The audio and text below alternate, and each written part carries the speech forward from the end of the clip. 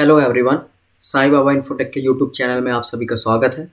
मेरा नाम है आकाश सराफ और मैं आपके लिए लेकर आ रहा हूँ कंप्लीट रीजनिंग का कोर्स जो कि काफ़ी हेल्पफुल हो सकता है ग्रुप 2 लेबर इंस्पेक्टर या रेवेन्यू इंस्पेक्टर में, और ग्रुप 3 एमपी सब इंजीनियर और ग्रुप 5 एमपी लैब टेक्नीशियंस, इनमें होने वाले जो एग्ज़ाम होते हैं उसके लिए ये टॉपिक काफ़ी हेल्पफुल हो सकता है। तो आज जो टॉपिक है वो है डाइस। इसके पहले इसका एक भाग पहले पढ़ाया जा चुका है। यदि आपने उस वीडियो को अब तक नहीं देखा है तो उसे देख लीजिए। उसमें सारी डिटेल्स बेसिक जो है वो कवर की गई है, जिससे आगे की चीज़ें आपको समझ में आएगी। तो आज का ये लेक्चर 2 है। तो चलिए समझते हैं कि किस तरीके से क्वेश्चन होंगे। उसके पहले हम जो पहले पढ़ चुके हैं थोड़ा सा उसके क्वेश्चन को रिवाइज करेंगे।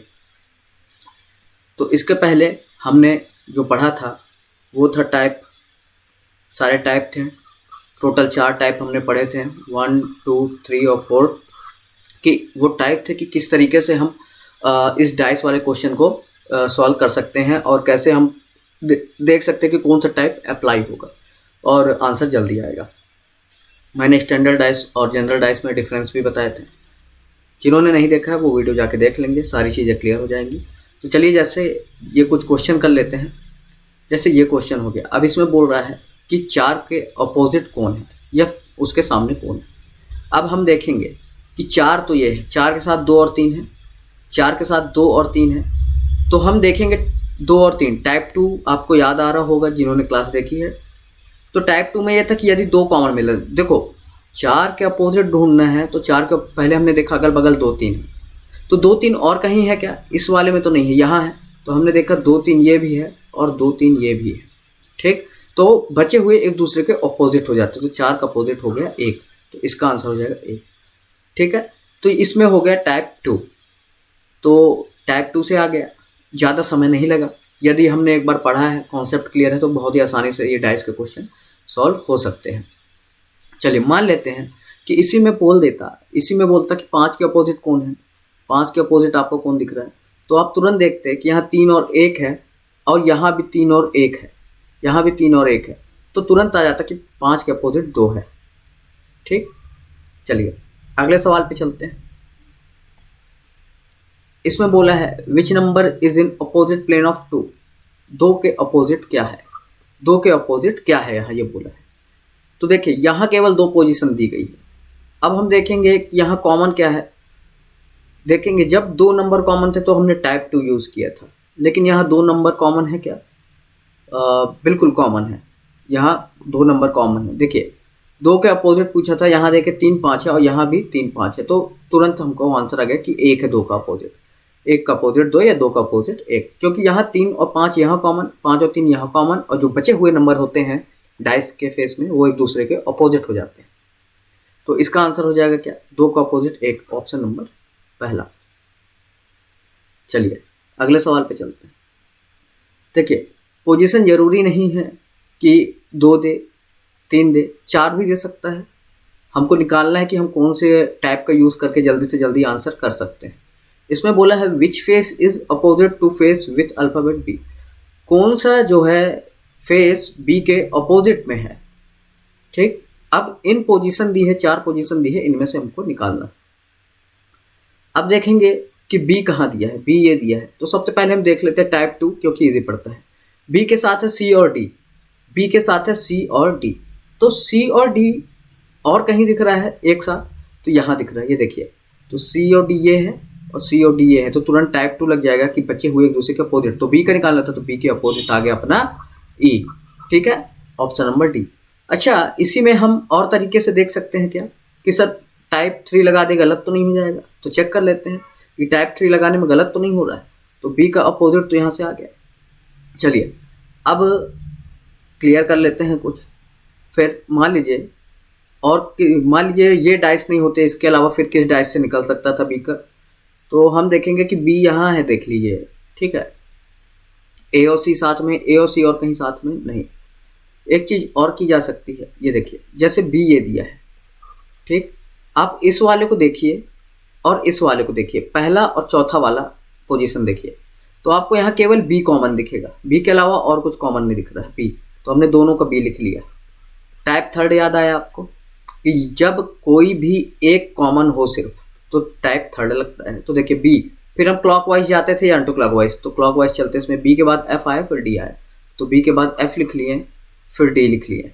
उसके बाद इस वाली पोजीशन में देखेंगे बी के बाद सी आया, सी के बाद ए आया, बी के बाद सी आ गया, सी के बाद ए आ गया। तो अब हम देखेंगे बचा हुआ क्या है, बचा हुआ क्या है, ई है, ठीक। तो ई बचा, तो बी के अपोजिट तो ई हो गया, ठीक। एफ के अपोजिट सी हो गया, डी के अपोजिट ए हो गया, तब भी हमारा आंसर ई ही आ रहा है। क्या इसके अलावा और कहीं से संभव है निकालना? इसके अलावा और कहीं से निकाला जा सकता है क्या बी का अपोजिट? एक चीज देखिए, यहाँ से बी एफ डी और कहीं है? कहीं नहीं, ठीक। तो यहाँ से निकाल लिए हम, केवल इन दोनों से निकाल लिए, क्योंकि यहाँ सी डी था, यहाँ सी डी था, तो बी का अपोजिट बी। मान लीजिए और किसी का अपोजिट भी पूछ सकता था तो निकाल सकते थे, ए का पूछता तो ए का अपोजिट भी निकाल सकते थे यहाँ से डी का, ठीक है। ए इसके अलावा और कहीं दिख रहा है? ए कहीं नहीं दिख रहा है, बट हम बाकी से निकाल सकते थे। जैसे इन दोनों से हमने यूज़ किया तो सबके अपोजिट मिल गए हमको, इन दोनों से हमको सबके अपोजिट मिल गए कि किसके अपोजिट कौन सा होगा। इस क्वेश्चन में आते हैं और देखते हैं ये वाला क्वेश्चन कैसा है। बोला है you are given 3 position, 3 position दी गई है एक ही पासे की। अब बोला है which face is opposite the face with alphabet B, B का अपोजिट ढूंढना है। हम सबसे पहले देखें कि बी ये है, ए डी और कहीं है साथ में, तुरंत मिल गए, ये ए डी है और ये ए डी मिल गए, तुरंत एफ आ गया आंसर, खत्म बात।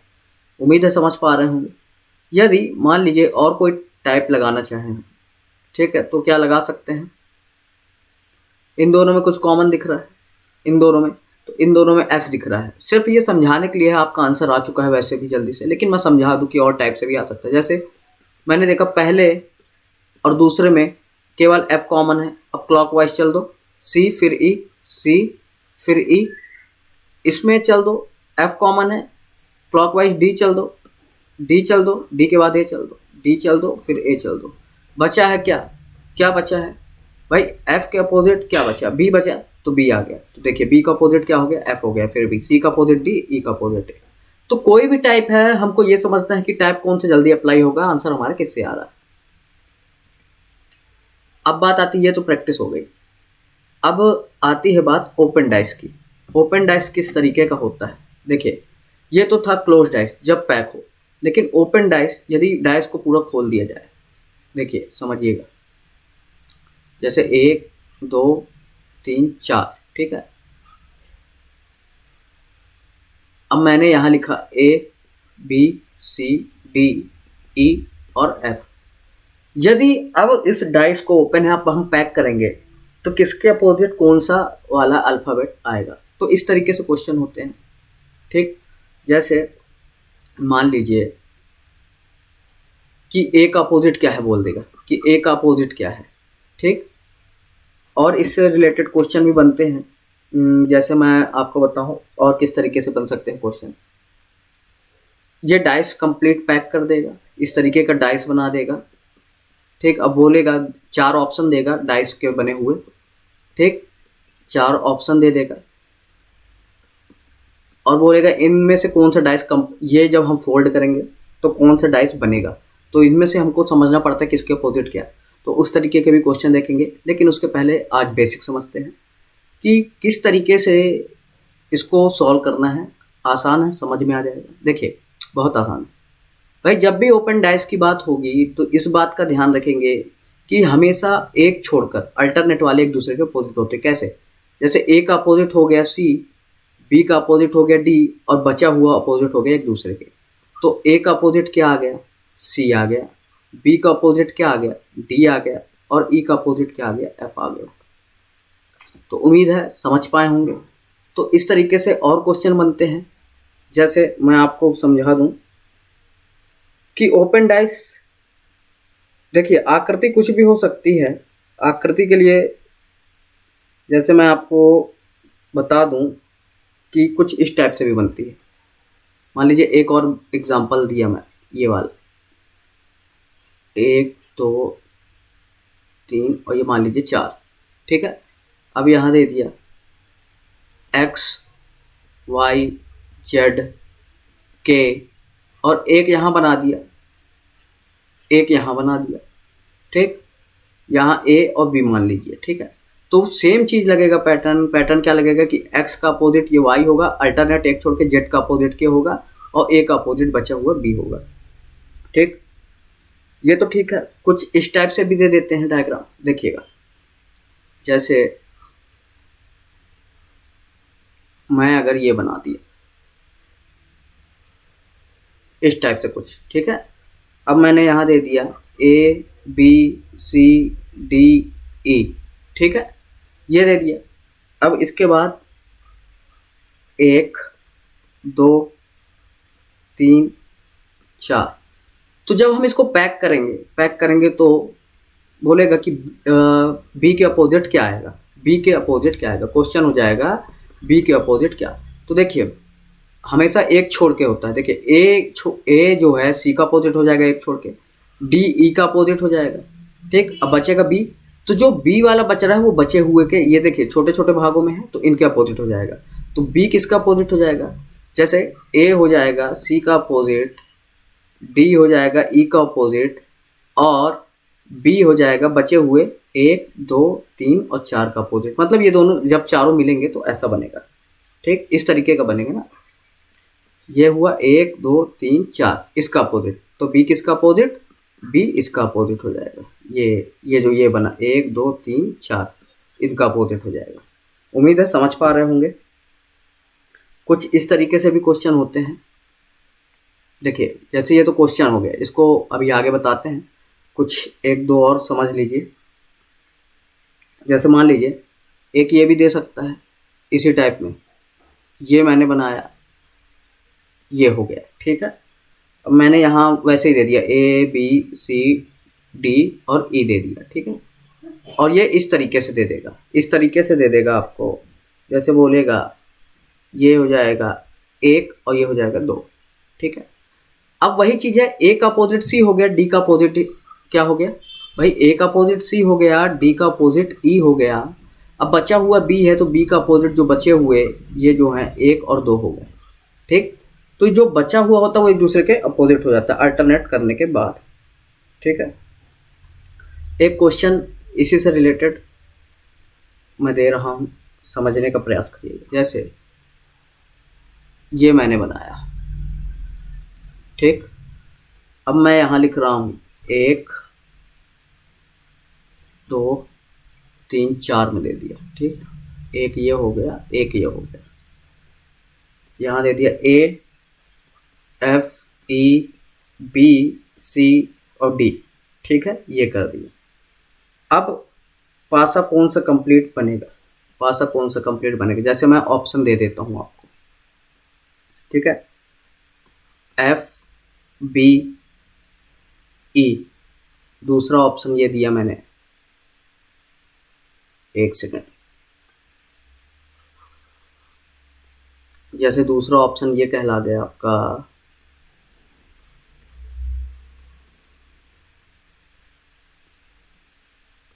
एफ ई डी, तीसरा ऑप्शन मैंने ये दिया बी ई सी, और चौथा ऑप्शन आपके सामने ये रखा मैंने डी ई ए। ठीक है, यदि ये मैं फोल्ड कर दूं, यदि ये मैं फोल्ड कर दूं, तो फोल्ड करने के बाद इनमें से कौन सा डाइस तैयार होगा, कौन सा पासा तैयार होगा। ठीक है, तो ये चीज़ समझना कि कौन सा पासा इसमें तैयार होगा। तो देखिए हमने सबसे पहले देखा F का अपोजिट क्या होगा, B होगा। ठीक, E का अपोजिट C होगा, E का अपोजिट C होगा, और A का अपोजिट क्या होगा, D होगा। अच्छा अब एक चीज़ बताइए, जो चीज़ अपोजिट होगी क्या वो एक साथ दिखाई देगी, खुद ही सोचिए। मैंने पहले भी समझाया, जो चीज़ अपोजिट होती वो चीज़ क्या दिखती है, एक साथ नहीं दिखती। तो F के साथ F का अपोजिट B है, तो B के साथ F तो दिखना नहीं चाहिए, तो इसमें तो दिख रहा है, तो ये वाला तो नहीं होगा। E का अपोजिट C होता है, E और C एक साथ कहीं दिख रहे हैं, यहाँ दिख रहे हैं, इस वाले में तो नहीं होगा। A और D एक साथ कहीं दिख रहे हैं, तो A और D इसमें एक साथ दिख रहे हैं, तो नहीं होगा। बचा हुआ ये हो गया। अब देखिए कोई भी अपोजिट नहीं दिखेगा। F का अपोजिट B कहीं दिख रहा है, नहीं दिख रहा है। E का अपोजिट C कहीं दिख रहा है, नहीं दिख रहा है। यहाँ D का अपोजिट A कहीं दिख रहा है, नहीं दिख रहा है। तो ये हो गया अपना आंसर। उम्मीद है समझ पा रहे होंगे। इसी तरीके का एक क्वेश्चन और करते हैं। ठीक, इसी तरीके का एक क्वेश्चन और करवाया जाता है आपको। ठीक, मान लीजिए ये मैंने बनाया। ठीक है, 1 2 3 4 ये और ये। ठीक है, अब मैंने यहाँ लिख दिया ABCDE और F। ठीक है, ये हो गया। ठीक, अब मान लीजिए मैंने 4 ऑप्शन दिए।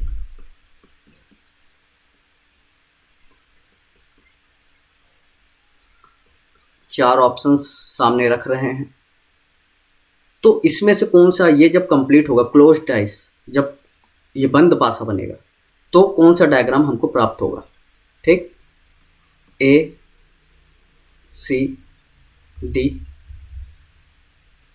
ABEEFA और BCD। तो इसमें से कौन सा पासा हमको मिल सकता है, तो आप फिर चेक करेंगे। अब यहाँ चेक ये करना है कि A का अपोजिट हो गया C, B का अपोजिट D क्योंकि एक छोड़ के होता है, और E का अपोजिट हो गया F। तो हम यहाँ चेक करेंगे वापस से कि ये बताइए A का अपोजिट C है, B का अपोजिट D है, E का अपोजिट F है, तो जो अपोजिट वाले होते हैं क्या एक साथ दिखेंगे? नहीं दिखेंगे। तो यहाँ A का अपोजिट C है तो दिख रहा है, ये तो गलत हो गया। ठीक, फिर उसके बाद यहाँ देखिए B का अपोजिट D है, तो B के साथ कहीं D नज़र आ रहा है इसमें, तो ये गलत हो जाएगा। E के साथ F कहीं नज़र आएगा तो वो गलत हो जाएगा। तो देखिए बचा हुआ ये हो गया आंसर, AEB, ये वाला पासा होगा। ठीक, उसी तरीके का था कुछ क्वेश्चन। तो इस तरीके से क्वेश्चन होते हैं कि किया जाता है। और फिर इसके अलावा ये क्वेश्चन तो ठीक है, फिर डायग्राम से रिलेटेड क्वेश्चन आ जाते हैं। ठीक, एक इसी टाइप का एक टाइप और करते हैं इसका कि डायग्राम किस तरीके से बन सकता है। देखिए एक डायग्राम ऐसा भी बनता है, जैसे मैंने ये दे दिया 1 2 3,